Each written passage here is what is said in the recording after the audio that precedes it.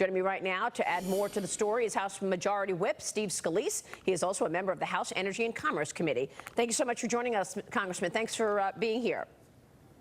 Good morning, Maria. Great to be back with you. Can you tell us what happened this weekend? I mean, it feels like the leadership in the House is at odds with the president. Is that what's happening?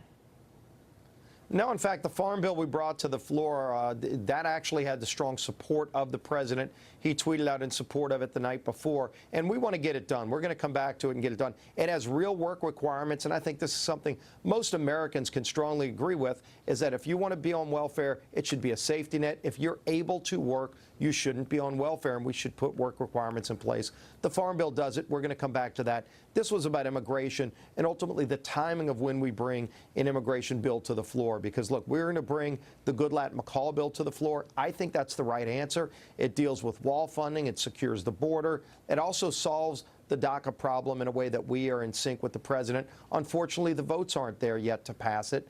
And we're working on some other alternatives with President Trump so that we can be in sync. So what's the holdup in terms of getting those votes? Why aren't the votes there? You say you are going to have a vote on immigration in the next couple of weeks, right?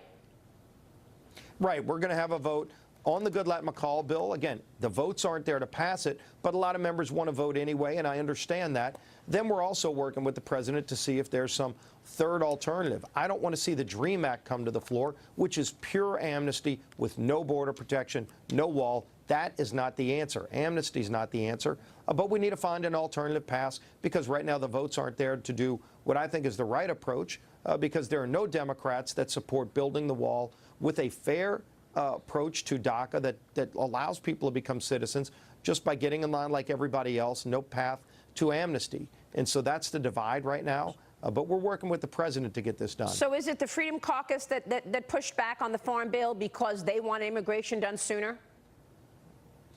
Yeah, I think they wanted to see the Goodlatte-McCall bill brought up before the farm bill. Right. This is a tactic issue. We all want the same thing. We all want to get to the same end result. So we're working with the Freedom Caucus, and we're not that far apart. They just didn't want to vote on the farm bill on Friday. They want to vote on it soon with us to get it passed. But we're working on the timing, and we're working with President Trump because I think it's important that we're all on the same page on how to address DACA and fund the wall and secure the border. What else can be done before the midterm elections, Congressman? We know that you've had real success in terms of the tax reform legislation as well as the rollback in regulations. It's moved the needle on economic growth. Now we're talking about potentially 4% economic growth next year. What else will you do a phase 2 of the tax plan? Yes, we will. You know, Chairman Kevin Brady of the Ways and Means Committee wants to do a phase 2 of the tax cut bill. I think you still see the great economic news. People are seeing more money in their pockets, and they're seeing companies hiring. I mean, these are all great signs. We need to get work requirements and welfare because now companies are looking to hire people. Why should people that are able-bodied be sitting at home getting taxpayer money when they can be out in the workforce and become part of the American dream? That's going to be the next phase. And again, I think we need to get back to the farm bill. We'll get that done.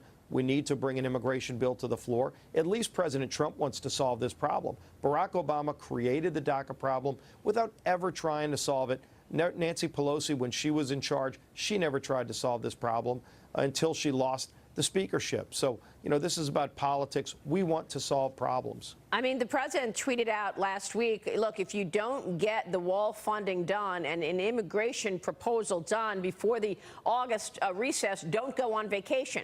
Is this the kind of thing that would push the president to pressure Paul Ryan to step down sooner rather than later in terms of becoming speaker? Holding on to the speaker position? No, I don't think that has anything to do with Paul Ryan. It's just President Trump's real frustration that he's put offers on the table to get the wall funded fully.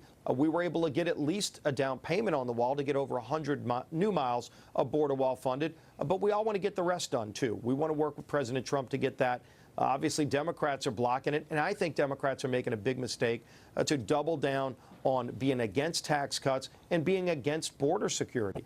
However you feel about DACA and how to solve that problem, which we want to solve, they're standing in the way of actually securing our border, which most Americans agree should be a top priority. We want to work with President Trump to get that done. Congressman, stay with us. I want to ask you what you think is the solution to holding on to the leadership in the House and Senate come November with these midterm elections. I'd like to know what the plan is. So we'll take a short break and come back with that. Steve Scalise joining us this morning. Stay with us as we look ahead on Sunday Morning Futures.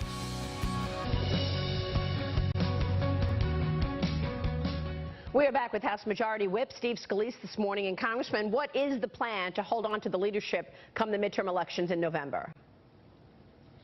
Well, the battle for keeping the House, number one, focuses on staying on track, on getting the economy moving again, which we've started to do with the tax cut bill. Most Americans, their main focus is still the economy. And we've been laser focused on getting the economy moving again, working with a president who gets it, who understands that getting rid of regulations and cutting taxes is really a recipe for getting the economy moving again, and it's worked. Nancy Pelosi, if she was Speaker, has already said she wants to raise taxes on all of those hardworking families who are finally seeing some more money in their pocket. She also wants to bring that regulatory state back. You know, when you had regulations that were out of control, we're not going to let that happen. And we know the districts where she's got to flip to be Speaker again, and we're fighting in those districts. And we're going to continue to focus on the things that matter for families, getting the economy moving again, securing our border, and making sure that we've got a military that's properly funded and we're taking care of our men and women in uniform. That's going to be our main focus, working with a president who wants to get that done as well. And of course, this enormous story about the abuse of power at the top of the FBI and the DOJ is taking a lot of the oxygen in the room. I don't know where we'll be in that regard come November, but we'll be watching that storyline as well. Absolutely, you know, and I'm real concerned, again, when you see all the leaks. You just saw Chairman Nunes talk about the problems that he's experiencing. They can't get the right documents from the FBI, yet every conversation they have is leaked out like a sieve. The FBI needs to get their house back in order. They need to stop running around on witch hunts and focus on their main objectives, and that's helping keep this country safe. Congressman, what can be done about school shootings? You have been such an inspiration to all of us. Obviously, you were shot at the baseball practice, and now yesterday, another tragic shooting in Texas. What should be done? On Friday, of course. It's another horrible tragedy, Maria, yeah, and it's so sad to see what happened. But unfortunately, there's something going on with our young kids that we've got to focus on and find out what the real problem is. You know, here was a case where it wasn't the kid that everybody thought, like at Parkland. Half the kids, it seemed like, thought that that kid would have been a school shooter. Here, that wasn't as much the case, yet something went horribly wrong. Look, there were guns around for decades, and you didn't have these kind of school shootings. This is something that we've got to figure out what's going on in the culture with our young kids that would cause somebody to flip like this and go do something so horrible. Congressman, it's good to see you this morning. Thanks very much for joining us. Always great to be back with you, Maria. We appreciate your time very much. Steve Scalise, we'll see you soon, sir.